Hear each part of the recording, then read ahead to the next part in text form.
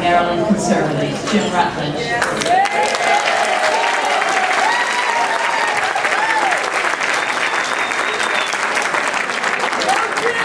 Jim was at our very first MBCAN conference.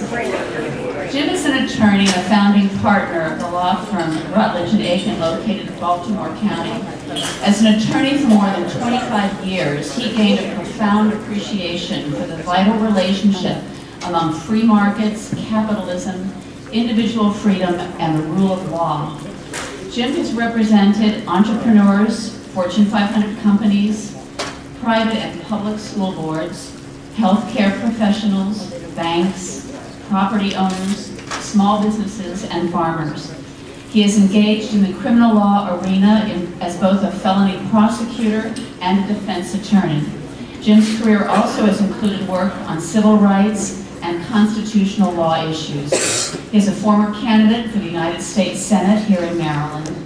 Jim is a founding board member of the Conservative Victory Maryland PAC, a political action committee focused on Maryland elections. Now it's time to give another warm welcome to Jim Rutledge.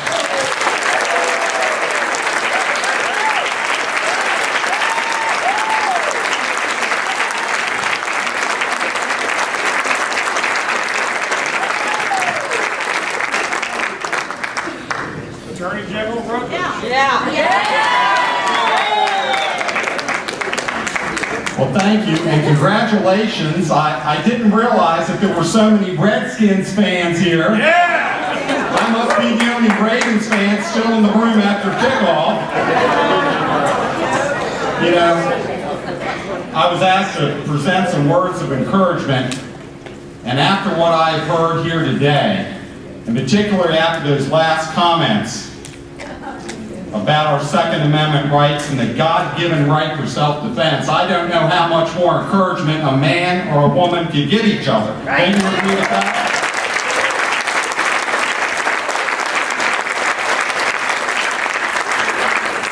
But we are still here today. We came here to gather, to support each other, to get informed about the great things that are going on across the free state, the great state of Maryland, a state that we love. And that's why we're here, folks. And I have a sense that we share an urgency. Yes. An urgency. And that we deep down recognize all the things we've talked about today. That there are storm clouds growing. Storm clouds gathering from Mount Hood, Washington to Raven Gap, Georgia. From the Gulf of Alabama, Mississippi, Texas, Louisiana, all the way to the creek side of the Brandywine Creek. Yes, ladies and gentlemen, from our tidal eastern shore all the way to Cumberland Gap, the storm is growing. The storm is upon us. And that is a storm like the weather, where when you have two great conflicting fronts that meet, it cannot be avoided. It cannot be avoided, ladies and gentlemen. We, once again, as free people, once again, as part of the civilized world, are getting ready to learn some very profound, and I hate to say it, painful lessons. And that lesson is this: unlimited, centralized power cannot coexist with liberty.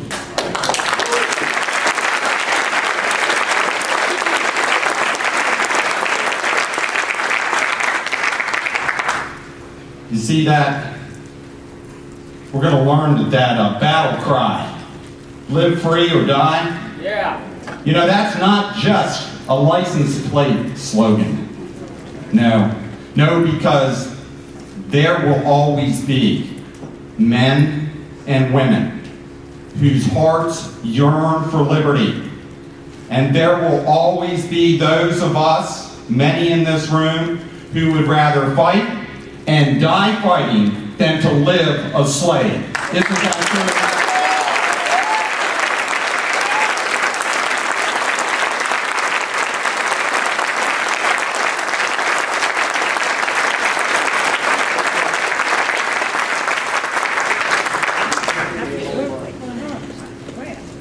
talked about a lot of things today that I think can be summarized in just a brief statement. Machine politics. Brutal, unfettered political power. That is the order of our day. That is the order that our generation and our children and grandchildren's generation have been born into.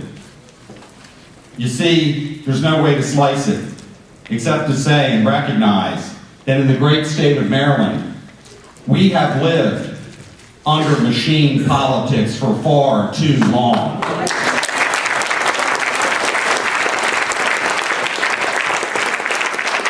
The machine is the enemy of liberty. The machine takes the individual and puts him down. The machine tells people where to stay in their place and not to leave it.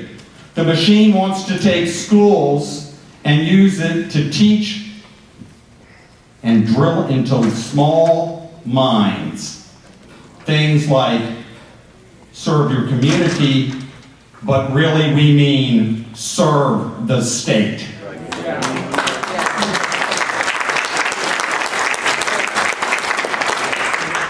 You see, it's easy to identify the machine as it works to keep people down, because the machine depends upon those that are dependent upon it for very survival and life. As one of the speakers noted today, one of the greatest examples of the devastation of machine politics is in Baltimore City. Yes, a great example. And you wonder why the voter turnout is so low in Baltimore City, because the people are disheartened. When the mayor of Baltimore City can be elected with 13% of the vote, that tells you about something. It tells you about people feeling downtrodden, people feeling hopeless, people feeling crushed by the machine, ladies and gentlemen. Yes. But we know what the message of liberty is. Yes. The message of liberty. Liberty is the engine of creativity and innovation and opportunity. Liberty says social mobility. That is crucial. Liberty says and answers the machine when the machine says, you stay in your place. You stay right in your place and you know it well and learn to love it. And liberty says, you stand up, you jump up, you shout, you run, you exercise, you work out, you study, because you don't have to stay in that place. You can take a dream and pursue it. You can have hope and see it fulfilled.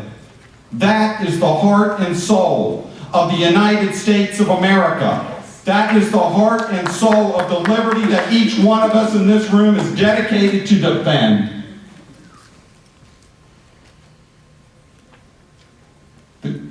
The machine asks this question when somebody wants to move up the food chain. The leaders of the machine say, what have you done to serve the machine? What dues have you paid other than just being a mother or a father, a person who was responsible and put the food on the table and paid the bills and sent sons and daughters off to do the dying for this nation? The machine doesn't care about that. They want people who have paid them something. The tribute to the king, the tribute to O'Malley, the tribute to what Nick has to labor under right here in Annapolis as the leaders of the General Assembly crush any dissent. And we heard some testimony about that today as well. No, ladies and gentlemen, those are the questions that the machine asks. What have you done for the machine? What have you done for the government? What have you done for the state? But liberty answers that and says, here's a better question. What have your rulers done to you? And how long will we suffer under the abuse of their power? And finally, where are the defenders of liberty? Yes, ladies and gentlemen, those are the questions that we have to confront ourselves with. Because in Maryland, frankly, we're in occupied territory. And the RNC sure does know it. And anybody who's been down to Washington to try to get help, my friend Dan Bongino is still here, he understands that. Big money didn't flow until 2 months before it was over. No time to really plan ahead in that book. No, we're on our own in this state, folks. We have been. Many folks who've labored a long time in the state know it. The personal sacrifices they've given. This state has to recognize we have to take on the machine. Absolutely. And we need to be very clear about what our mission is.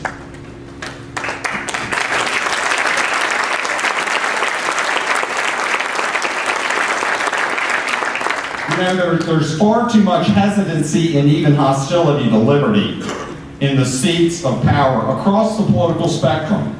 Across the political spectrum. You know, it's very easy to identify the Democrats as doing their little trade.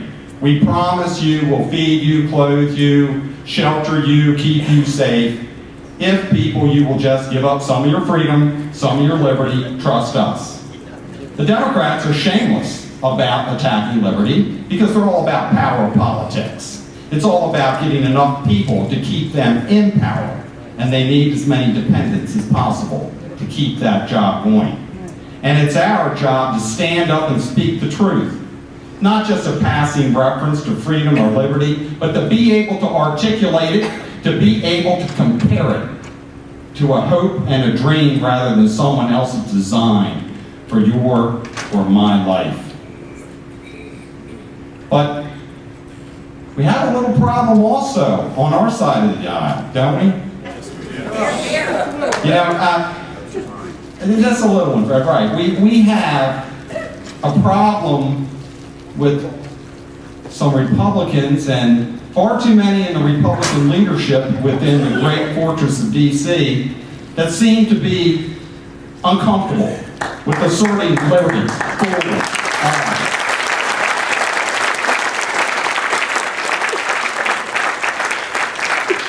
There may even be a few parading around as Republicans that don't even understand the difference between free market capitalism and crony capitalism.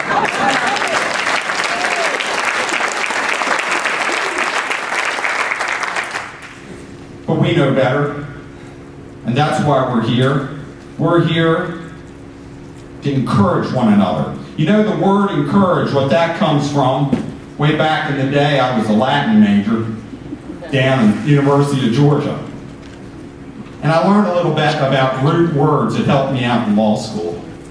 And encourage means to infuse the heart, to plug a heart in. We need a heart transplant. And that's what encouragement is all about. And that is what we're doing here, encouraging each other by our very presence, our commitment and our dedication to that. Where has all the soft peddling of liberty gotten us in the United States of America? $16.5 trillion in debt and going up towards 17 trillion, 18 trillion, 20 trillion. The projections are off the charts. Staggering. It is staggering. It is astounding. And the federal government has shown no ability or willingness to put restraints on itself, to restrain their own appetite for more and more and more. And we see it today, plain as you can see anything, when you look around the public and the media, and you hear a cry from the media, a cry from the public, that what they want is every time there is a tragedy, every time there is a hardship for folks in the United States of America, we must look to Washington, D.C. for the answers and the solutions. I say no to that. How about you?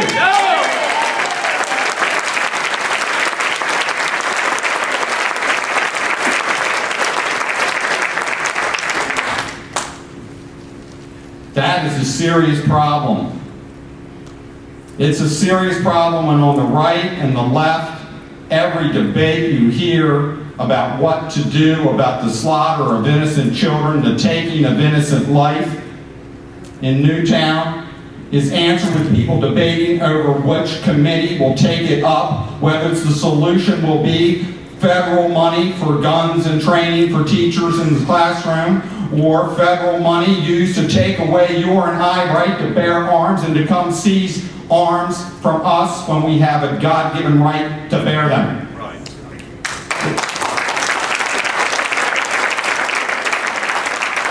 And don't get me wrong, folks, we need to fight these enemies of liberty at every turn. And I'm all for beating them down in Washington, D.C. on that point. And God bless Andy Harris for being our one United States Congressman.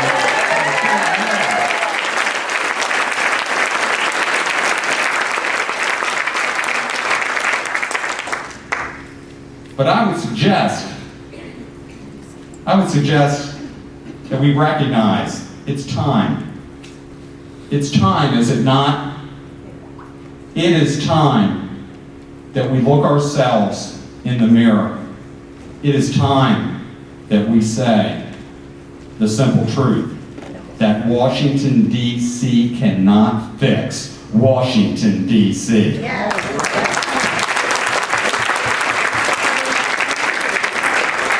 It is time to champion the beauty of the free market capitalist system. It is time to hold up individual liberty as a bright, shining light. It is time, is it not? And ladies and gentlemen, it is time that we encourage those sovereign states across our United States that have the power, the ability, and the courage to stand up against federal power. We must encourage that.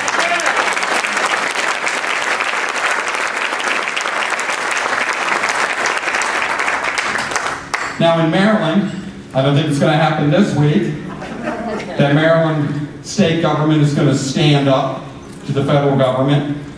But I have a little prediction here, folks, to share with you. That as the federal dollars start to dry up, and they will, it is inevitable, then the backstop of the Maryland economy is going to become unraveled. And folks like you and I in this room, who the media might have thought were just a bunch of squawking dissidents who don't know where to stay in their place, will one day be turned to for answers in this state. And the work that we do, the work like men like Dan Bongino has recently done, will not go in vain. Right. It will not.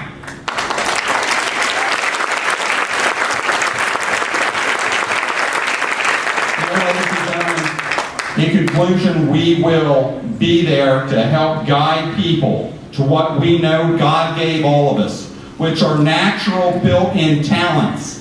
The love and the right of life, liberty, and the pursuit of happiness, the beauty of property ownership, the wonderful results that occur to the entire community when people are actually allowed to keep the rewards for the hard work and the risks they took.